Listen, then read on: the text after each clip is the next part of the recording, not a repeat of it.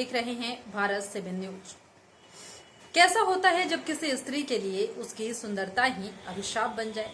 ऐसा ही एक कहानी हम आज लेकर आए हैं। कहानी आम्रपाली की। वैशाली की आम्रपाली की खूबसूरती के चर्चे देश ही नहीं बल्कि विदेशों में भी थे। उसी आम्रपाली के विषय में आज हम विस्तार से बताने जा रहे हैं। उसकी खूबसूरती का सजा उसे यूं मिला कि वो किसी की वधू तो नहीं बन पाई, लेकिन उसे नगर वधू बना दिया गया। बिहार में एक जिला है जिसका नाम है वैशाली। विश्व को सर्वप्रथम गणतंत्र का पाठ पढ़ाने वाला स्थान वैशाली ही है। यहाँ की नगर वधू आम्रपाली और यहाँ के राजाओं के किस्से इतिहास में भरे पड़े हैं। एक खूबसूरत लड़की से नगर वधू बनने और उसके बाद भिक्षुणी बन जाने की यात्रा ने इतिहास को पलट दिया। कहते हैं कि एक गरीब दंपत्ति को एक अबोध मासूम लड़की आम के पेड़ के नीचे मिली। पता नहीं उसके माँ बाप कौन थे और क्यों उसे आम के वृक्ष के नीचे छोड़कर चले गए। आम के नीचे मिलने के कारण उनका नाम आम्रपाली रखा गया। आम्रपाली जब किशोरावस्था में पहुंची तो उसके रूप और सौंदर्य की चर्चाएं नगर में फैल गई। नगर का हर पुरुष उससे विवाह करने के लिए ललायत हो उठा। राजा से लेकर व्यापारी हर कोई आम्रपाली को पाना चाहता था। उसके माता पिता के समक्ष अब दुविधा और भय उत्पन्न हो चला।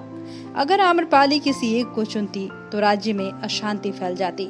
जब वैशाली के राज प्रशासन को यह पता चला तो उन्होंने नगर में शांति स्थापित करने के लिए आम्रपाली को क्रमानुसार अंत में नगर वधू बना दिया। आम्रपाली को जनपद कल्याणी की उपाधि 7 साल के लिए दी गई। इसे साम्राज्य की सबसे खूबसूरत और प्रतिभाशाली महिला को दिया जाता था। आम्रपाली को अपना महल मिला, सेविकाएं मिली, लोगों से शारीरिक संबंध बनाने के लिए चयन करने का अधिकार भी मिला। इसके साथ ही वह दरबार की नर्तकी भी बन गई। इतिहासकारों के अनुसार अपने सौंदर्य की ताकत से कई साम्राज्य को मिटा देने वाली आम्रपाली का जन्म आज से करीब 2500 वर्ष पूर्व वैशाली के आम्रकुंज में हुआ था। वह वैशाली गणतंत्र के महानामक नामक एक सामंत को मिली थी और बाद में वह सामंत राज्य सेवा से त्याग पत्र देकर आम्रपाली को पुरातात्विक वैशाली के निकट आज के अंबारा गांव लेकर चला आया। जब आम्रपाली की उम्र करीब 11 वर्ष की हुई तो सामंत उसे लेकर फिर वैशाली लौट आया। इतिहासकारों का मानना है कि 11 वर्ष की छोटी सी उम्र में ही आम्रपाली को सर्वश्रेष्ठ सुंदरी घोषित कर नगर वधू या वैशाली जनपद कल्याणी बना दिया गया था। इसके बाद गणतंत्र वैशाली के कानून के तहत आम्रपाली को राज नर्तकी बनना पड़ा। प्रसिद्ध सिनी यात्री फहान और हेनसोंग की यात्रा वृतांतों में भी वैशाली गणतंत्र और आम्रपाली पर विस्तृत प्रकाश डाला गया है।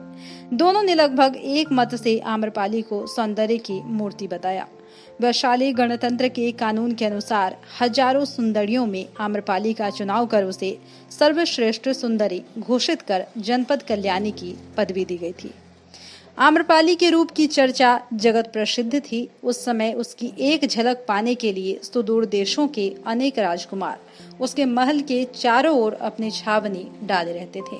विदेशी पर्यटकों के यात्रा वृतांतों में वैशाली और वैशाली की नगर वधू अप्रतिम सुंदरी आम्रपाली का जो वर्णन किया गया है न केवल काफी महत्वपूर्ण है बल्कि इससे वैशाली गणराज्य के वैभव, संपन्नता और स्वर्णिम इतिहास की झलक भी मिलती है। वैशाली में गौतम बुद्ध के प्रथम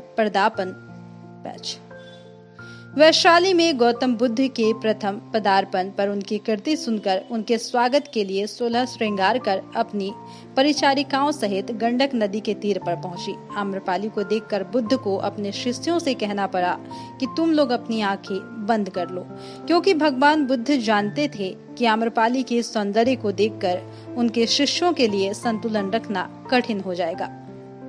ज्ञान प्राप्ति के 5 वर्ष पश्चात भगवान बुद्ध का वैशाली आगमन हुआ और उनका स्वागत वहां की प्रसिद्ध राज नर्तकी आम्रपाली ने किया था।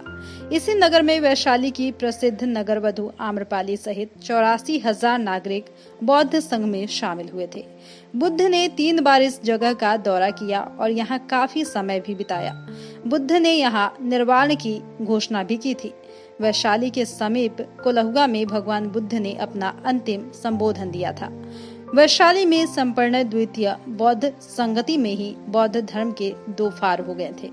जब बुद्ध क्षुणी संघ की स्थापना की थी, तब इस संघ के जरिए भिक्षुणी आम्रपाली ने नारियों की महत्ता को जो प्रतिष्ठा दी, वह उस समय में एक बड़ी उपलब्धि मानी जाती थी।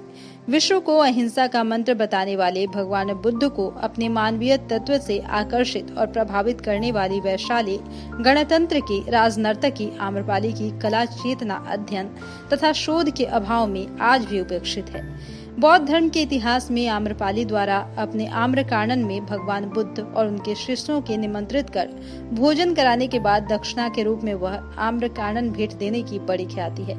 इस घटना के बाद ही बुद्ध ने स्त्रियों को बौद्ध संघ में प्रवेश की अनुमति दी थी। आम्रपाली इसके बाद सामान्य बौद्ध भिक्षुणी बन गई और वैशाली के हित के लिए उसने अनेक कार्य किए।